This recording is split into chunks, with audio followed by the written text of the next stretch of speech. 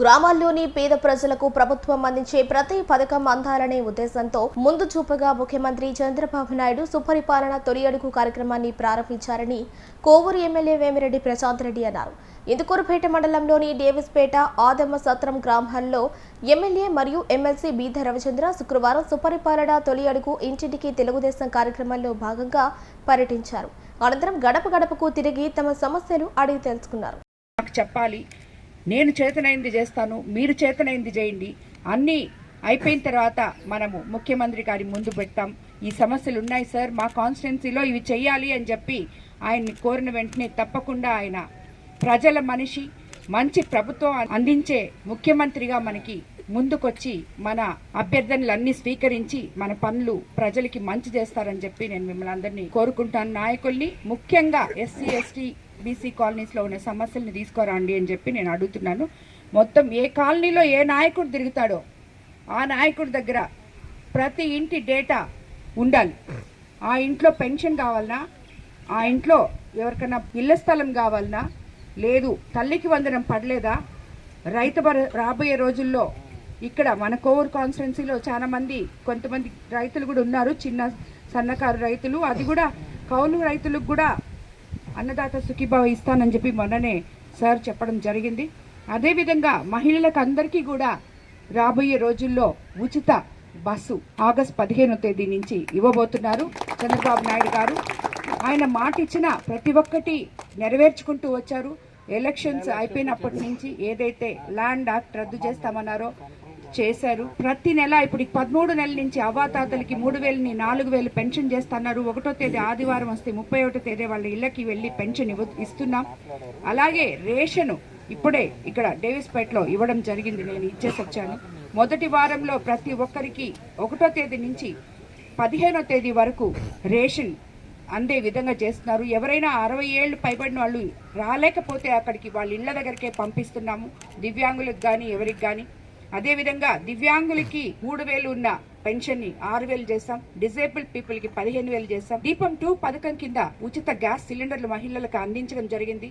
ఉచిత ఇసుక ఇచ్చి మనము ఎంతో మంది కార్మికుల్ని ఆదుకోవడం జరిగింది. ఇలా చెప్పుకుంటూ పోతే ఎన్నో మనం ఇచ్చిన మాటలు మొత్తం నిలబెట్టుకుంటూ ఎంత కష్టంగా ఉన్నా కూడా ఇలా ముందుకెళ్తున్నాం. విద్యాశాఖ మంత్రి లోకేష్ బాబు గారి ఆధ్వర్యంలో స్కూళ్లు సంస్కరణలు చేసుకుంటూ బుక్స్ గాని ఎంతో నాణ్యతతో ఉన్నాయి. అదేవిధంగా వాళ్ళకి సన్న బియ్యం భోజనం అందిస్తున్నారు. ఇవన్నీ కూడా వాళ్ళందరూ సంతోషంగా ఉన్నారు. అలాగే పవన్ కళ్యాణ్ గారి ఆధ్వర్యంలో గుంటలు మిట్టలు ఉన్న రోడ్లు మనము పల్లె పండుగ అనే కార్యక్రమంతో ఆ గుంటలు లేని రోడ్లుగా మార్చుకోవడం జరిగింది. మచ్చకు జగదేవపేట ఎస్టీ కాలనీలో 8.5 లక్షలతో రోడ్డు వేయడం జరిగింది మన ప్రభుత్వం అధికారంలోకి వచ్చిన తర్వాత. ఇది వరకు గత ప్రభుత్వంలో 5 సంవత్సరాలు వీళ్ళందరూ చెప్తున్నారు, అమ్మ మాకు అప్పుడెప్పుడో కట్టించిన ఇల్లు, అప్పుడు కట్టుకున్న ఇళ్ళకి ఇప్పుడు బిల్లులు రాలేదని చెప్తున్నారు. కానీ అసలు పోయిన 5 సంవత్సరాల్లో ఇంటి స్థలాలు వాళ్ళకు వచ్చాయి, కానీ వాళ్ళ దగ్గర లేవు. ఆ స్థలం వాళ్ళకి ఎక్కడుందో తెలియదు. ఆ స్థలంలో సగం బేస్మెంట్ కట్టేసి ఆపేస్తున్నారు. అది ఎందుకు ఆగిపోయిందో వాళ్ళకి తెలియదు. వీళ్ళందరికీ కూడా అసలు అవేర్నెస్ లేనటువంటి వాళ్ళ దగ్గర డబ్బులు తీసుకొని వాళ్ళకి ఇల్లు, పాపం వాళ్ళకి తెలియని వాళ్ళకి వాళ్ళు కష్టపడి కూలి చేసుకొని 75,000 తీసుకుపోయి ఒక కాంట్రాక్టర్కి ఇస్తే ఆ కాంట్రాక్టర్ ఆ ఇల్లు కంప్లీట్ చేయకుండా బేస్ మట్టంలో వదిలేసిపోతే ఆ 75,000 ఎన్ని రోజులకి వాళ్ళకి వెనకాలకి రావాలి? ఎన్ని రోజులు కష్టపడిచ్చారు? కొరో ప్రభుత్వం ఇచ్చినా కొంతమంది వాళ్ళు కష్టపడి దాంట్లో పెట్టుకొని ఉన్నారు.